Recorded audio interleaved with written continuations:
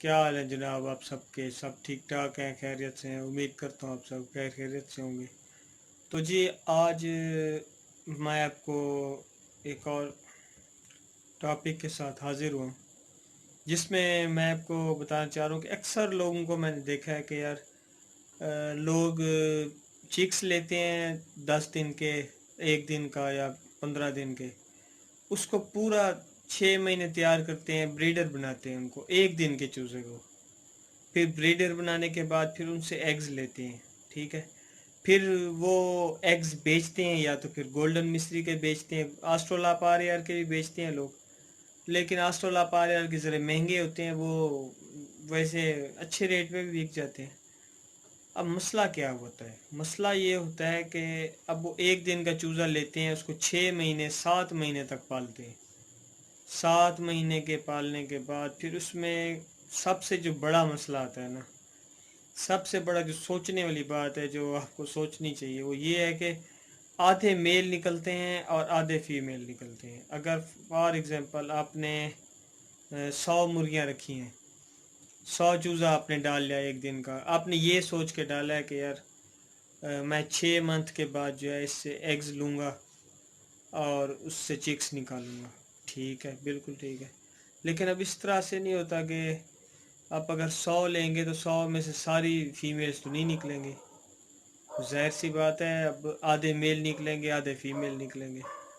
तो ये तो 150 वाले को तो चलो ठीक है, आधे अगर मुर्गे निकल आएंगे वो 50 सेल कर देगा, कहीं पे भी हो जाएगा। अब अगर इमेजिन करें कि अगर 10,000 5,000 मुर्गी का फार्म कोई डाल रहा है, अब 5,000 मुर्गी उसने ली है, तो आस्ट्रोलापारियर का 5,000 चूज़ा उसने डाल दिया, उसको उसने बड़ा कर दिया। अब 2500 मुर्गा निकला, 2500 मुर्गी निकली, तो इसमें मसले तो आते हैं। फिर इतने मुर्गे कहाँ सेल करेंगे आप? फिर इतने मुर्गे सेल करेंगे, गोल्डन मिस्री में तो सेल हो जाते हैं, ठीक है।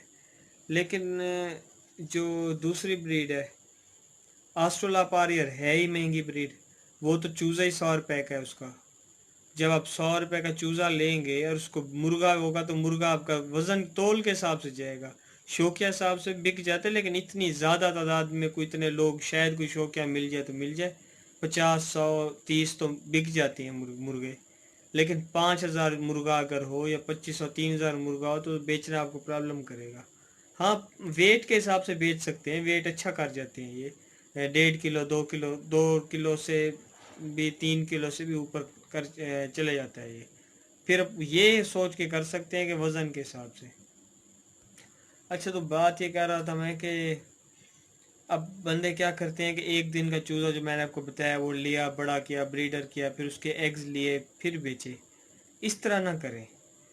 इस तरह से अब 8 9 महीने तक बाउंड हो जाएंगे। आपको 9 मंथ तक, 10 मंथ तक आपको सिर्फ खर्चा ही खर्चा, खर्चा ही खर्चा, सिर्फ खर्चा करना पड़ेगा। इनकम कुछ भी नहीं आएगी। फीड दो, मेडिसन दो, वैक्सीन दो। 8 महीने, 10 10 महीने, 9 महीने तक तो आपको कुछ भी नहीं मिलना ना। तो इससे एक नुकसान ये होता है कि आपके खर्चे भी बढ़ जाते हैं, और दूसरा नुकसान ये होता है कि आपके आधे मेल आधे फीमेल निकलते हैं। ठीक है, क्योंकि अपने ब्रीडिंग के लिए रखने हैं, तो आपके फीमेल ज़्यादा होंगे तो बचत होगी ना। 1:5 की रेशो होनी चाहिए आपके पास। तो ये मसाइल होते हैं। तो इसका हल क्या है? इसका हल ये है कि आप दोनों कारोबार को मिक्सअप ना करें, आप एक कारोबार चूज़ करें। दो कारोबार कौन कौन से? एक तो ये हो गया कि भाई आपने चिक्स लिए, उसको 2 मंथ करके 3 मंथ का करके बेचा। या एक कारोबार ये, मतलब 100 रुपये का मैंने चूज़ा लिया, उसको 2 2.5 महीने मैंने पाला, उसकी फीड वगैरह दी। 2 महीने के बाद वो चूज़ा मैंने 400 का, 500 का मैंने बेच दिया, मुझे फ़ी चूज़ा प्रॉफिट आ गया, वो बिल्कुल ठीक है। इस तरह कर लें। या आप ये काम करें कि एक दिन का चूज़ा लें और 2 मंथ बाद या 3 मंथ बाद उसको सेल कर दें। यह नंबर वन। या अगर आपने ब्रीडिंग वाला काम करना है, तो आप चूज़ा लें 3 मंथ से ऊपर वाला, या 4 मंथ का, 4 से 5 मंथ, 4 मंथ का चूज़ा ले लें, ठीक है।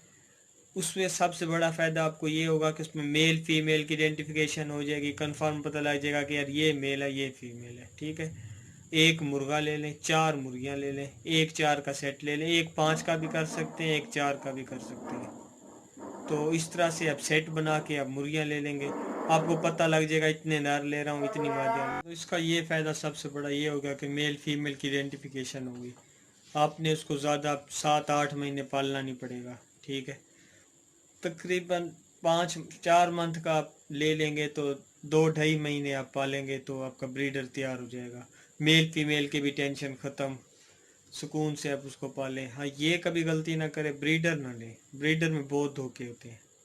ब्रीडर पेयर ना लें, आप 4 मंथ का ले लें, वो आपको ज़्यादा प्रॉफिटेबल भी रहेगा, उसका प्रॉफिट भी ज़्यादा रहेगा।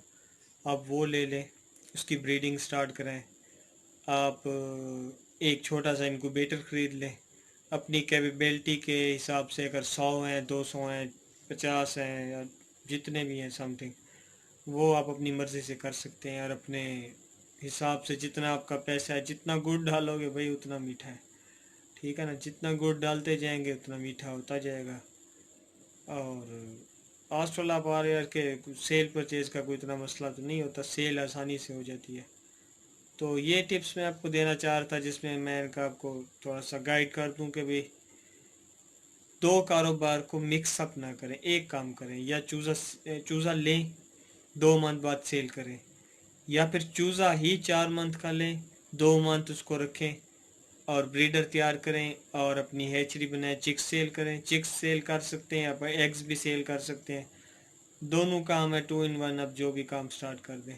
हाँ, और अगर एक और आपको टिप देता जाऊँ कि अगर आप डुअल पर्पज़ काम करना चाह रहे हैं कि भाई यार अंडा भी सेल हो जाए और हैचरी में चिक्स भी सेल हो जाए, या खुदा न खास्ता अगर चिक्स सेल ना हो तो मैं भी दोनों पर्पज़ करना चाहें कि एग्स भी सेल करें और चिक्स भी, तो आप 4 मंथ का चूज़ा ले लें। सितंबर में, तकरीबन सितंबर में आप ले लें 4 मंथ का चूज़ा।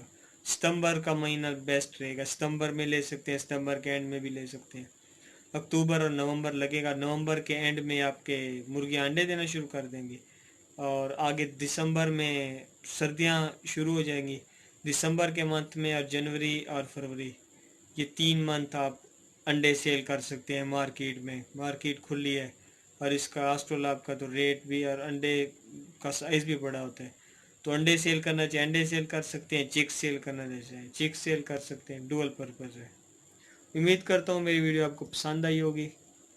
प्लीज़ मेरी वीडियो को लाजमी सब्सक्राइब कीजिएगा। तब तक के लिए अल्लाह हाफिज़।